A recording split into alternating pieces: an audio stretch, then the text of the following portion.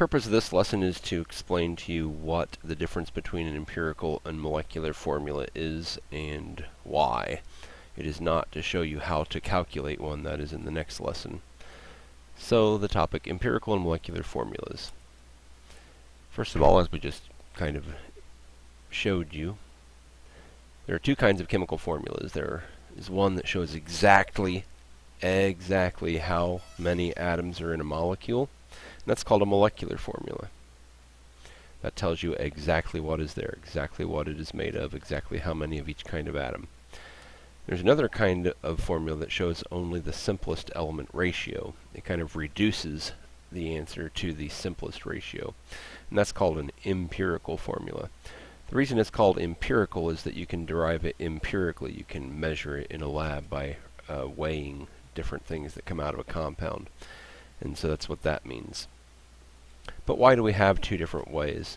Well, it turns out that in order to understand this, we need to review, or if we haven't learned this yet, you need to know that there's a couple of different kinds of compounds. There are molecular compounds, or compounds that are formed by covalent bonding.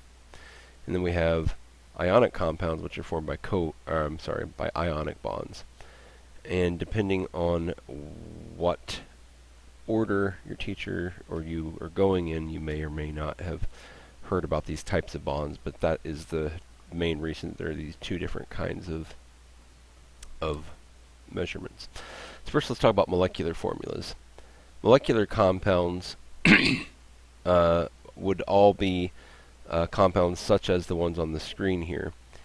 Everything that you see on the screen here would fall into the category of molecular compound. They're all covalently bonded. Well, what do we notice about them? Well, first thing that we see is that, well, we don't see this, but I just told you that they're all covalent bonds. And they all tend to be relatively small. Now, you might look at something like this and say, well, that doesn't look very small, but some of the other kinds of compounds, the ionic compounds, will have trillions and trillions and trillions and trillions of atoms in them. So by that standard, you can agree that this is a very small molecule. And they have a definite beginning and an end. You can kind of see where they start and you can see where they stop.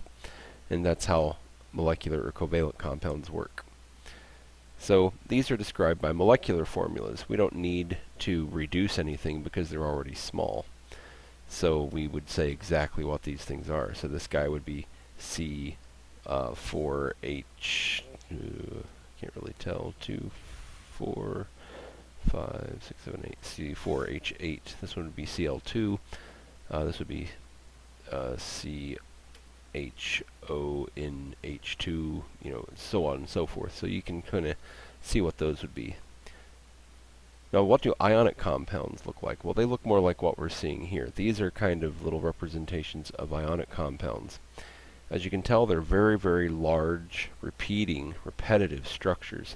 We have just alternating this, that, this, that, this, that, this, that, this, that, over and over and over forever. And if we cut it in half, we still have that same thing. We just have less of it. So if we kind of look at these, we can see that they can be, the size doesn't really matter. It's a arrangement of repetitive, alternating back and forth structures made out of a unit cell, repeated over and over and over, so it can be arbitrarily large or small. But it's always made the same way. It always has the same kind of structure to it. And this is what would use an empirical formula. For something like this, you would not say exactly how many atoms are in it, but you'd say how it was made. You would give the ratio of the different kinds of atoms within it. So, how do we do this in practice? Well, if we look on the screen here, we have some various kinds of different examples of molecules here. And if we look at the first guy, all the black dots are carbon atoms and the white dots are hydrogen atoms. So if we look at this guy right here, we can see that it has 1 carbon and 4 hydrogens, and we would write that as a chemical formula of CH4. So its molecular formula is CH4. But if you want to reduce that, if you want to find the smallest ratio of C to H, well, 1 doesn't reduce, so we can't reduce that at all. So the empirical formula is also CH4. So that would be a case of a molecule having the same empirical and molecular formulas. Oops, gave away the answer. Over here, if we'd move to this guy, this is propene, I believe. And if we count up the C's, there's 3 of them, and there are 6 of the H's, so that would be C3H6. So that is the molecular formula. There are actually 3 C's and actually 6 H's. So that is molecular formula C3H6. But you can see that 3 and 6 do reduce. We can reduce those. 3 goes into 6 twice, so we could call that CH2. Its empirical formula is CH2. Continuing clockwise, we go down here to this benzene ring. If we count them up, we see that there's 6 carbons and 6 hydrogens for a molecular formula of C6H6. But 6 and 6 would reduce to 1 and 1, so we could rewrite the empirical formula as C1H1 or just CH.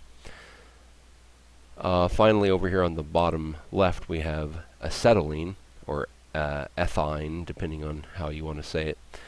And if we count up, we got 2 C's, 2 H's, which of course would reduce to CH. Now if you'll notice, then acetylene and benzene actually have the same empirical formula. They are both CH. Even though they're very different, their empirical formulas are the same. So one of them has a ring of 6 carbons and 6 H's attached. The other is just 2 carbons with 1 H attached each. So they are very, very different, but the empirical formula would be described the same way. So, so where do these come from? Well, the molecular formula can't really be determined empirically.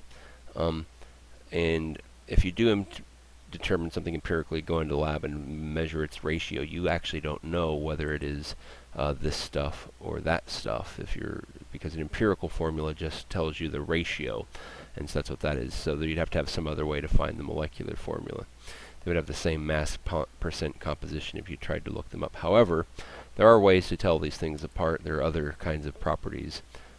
Acetylene, as you may already know, is a gas at room temperature, whereas benzene is a liquid at room temperature. So they are different things. They have different structures, different properties, but they have the same empirical formula. And that's what that's all about.